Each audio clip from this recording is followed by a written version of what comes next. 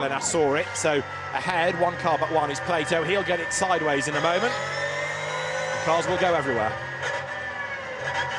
Oh, he really, good job he went. Let's see how David Fairbrother got to where he was. Up just got Pete Parsons. Yeah. Just got pinched on the inside and stayed on the brakes in the GT3 Cup and was very successful. Several podiums out there. That's Greg Caton throwing away a class lead, I'm afraid, off at Clearway. Seeing in the background, he'd lost him midway through paddock. So they're going to get off the line. Good is the answer. Colin Turkington makes contact with Matt Neal as he went for a gap that closed. Turkington is off the road, so is Matt Neal. Contact at the very start. BMW third row gets a good start, but Matt Neal is coming across at the same time that he is trying to go through that gap. And it's just the two drivers not aware of each other going for the same piece of road.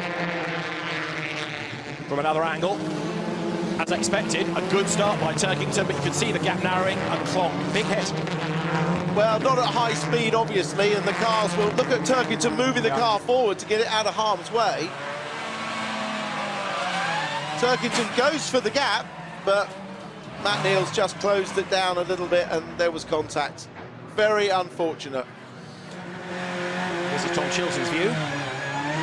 Look at the other BMW of Andy Jordan streaking through, and look, Chilton just misses the back end there. Would have been huge. It would indeed. So the good news is that everyone missed. Here is another angle. Bang. And the cars swerve around, as you say. Turkington gets the BMW out of harm's way. Back from the pits from there, can he?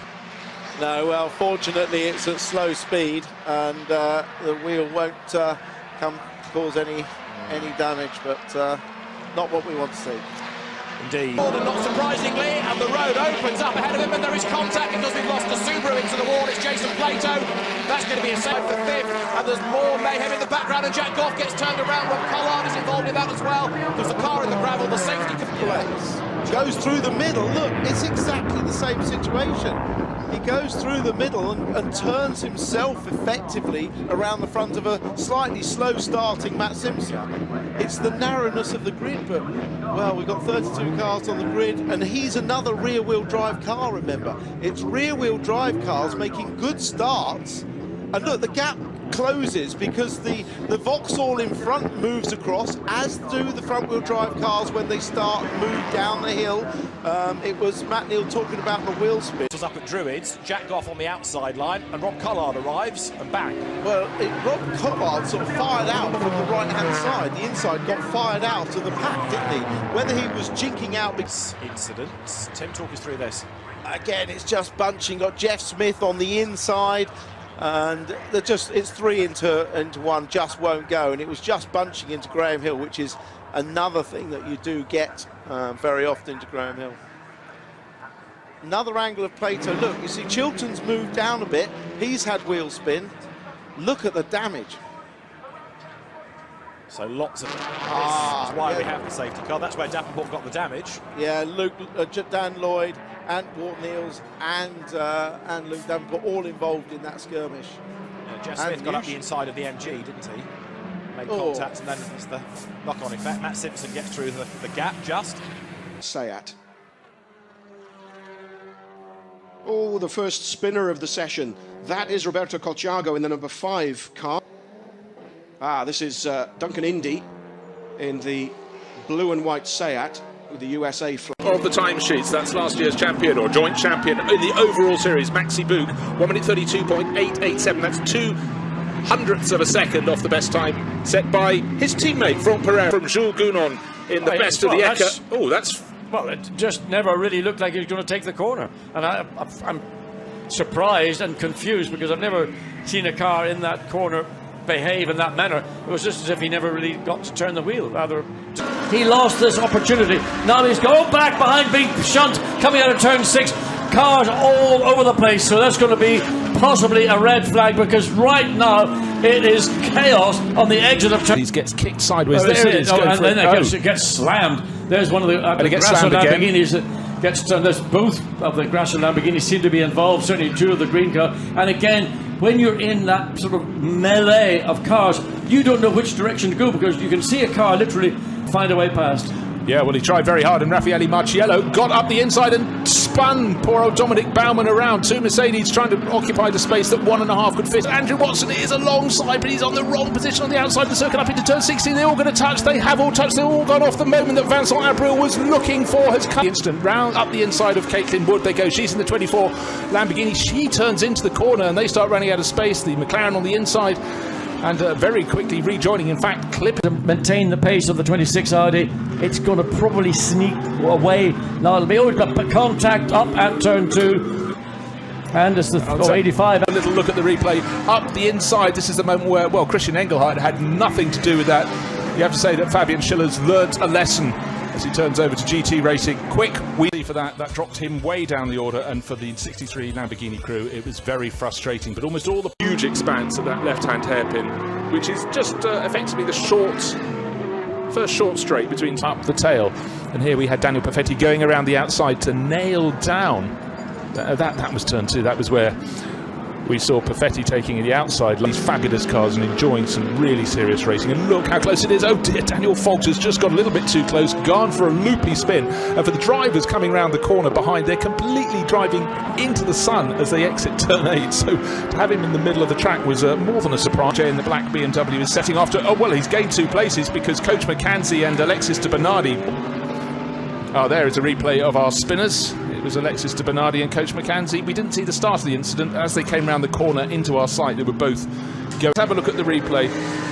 Well, there's a bit of bodily contact from 18, slamming up the inside of Claudie Gosselin, then getting a twitchy moment. Then it spins round, and where could he... 20 soldu.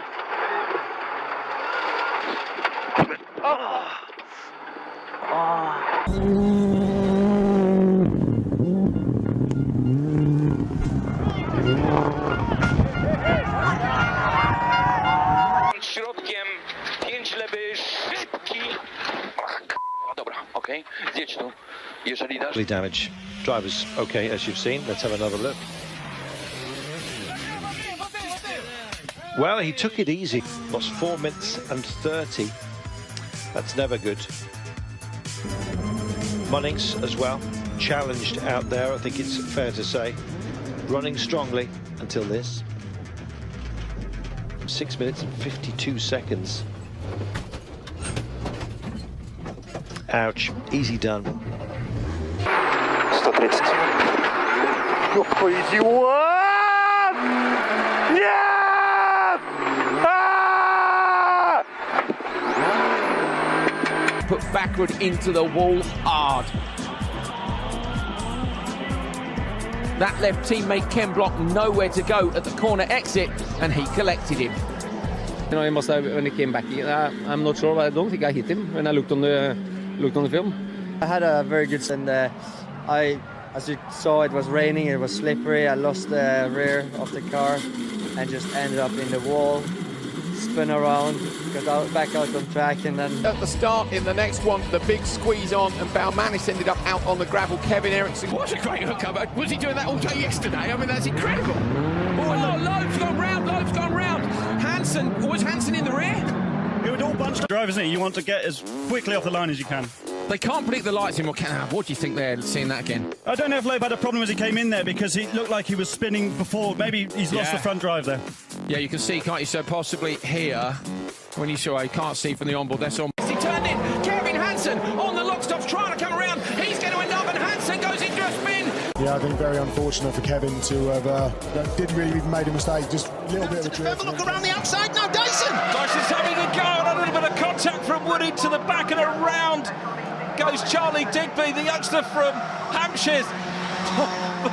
Contact between the two. See the white and blue colours telling that. There is Luff, who has the moment. Jensen Deneen, got the name right, had the half spin in the 46. Oh, that was in avoidance, or nearly avoidance. Torval and Dean would be jealous of that. Yeah, they will. That's amazing. Yeah, very good. Off onto the dirt goes the... In the race, not the happiest of races for the Hampshire man. Oh, that's a shame. Yeah, that's a shame. That Deneen tried to get the cut back. It looked absolutely on, but then he tried to get over the curb to make it really gets up. He's going to go around the outside. Whoa. He knows I love an outside manoeuvre, but what's he going to do? Push him into... Contact in the gravel. Keep it going. Keep it going. He gets back out of the gravel.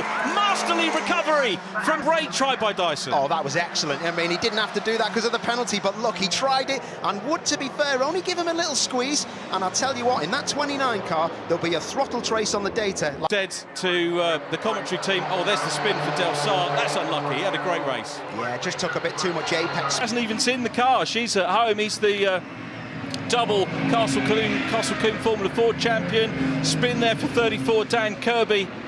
Field's gone, and now we've got Gamble and problems there for Tom Ibbott in the 81. Bang! Took it. Second position for Boardley, and now Poynton's coming up into the back of Boardley. Not what we wanted to see. Not what we wanted to see as well. Well, Paul, you said you were going to close your eyes. Paddock Hill. His nose down the inside, but Boardley is unsighted.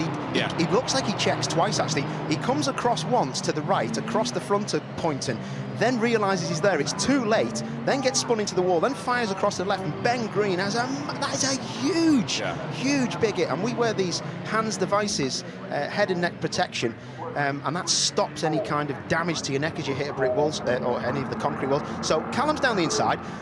You can just see. You called that. He's checked great up. Spot, Paul, yeah. He's checked up, but it was too late, and Callum was already there. Such a shame. But watch the inertia as Ben Green fires in driver's side into that tyre wall. And I'll tell you what, that's how strong Ginetta G55s are. Because he's got it slowed down, but then Mitchell! Oh, Mitchell gets a wheel on the inside, pirouettes.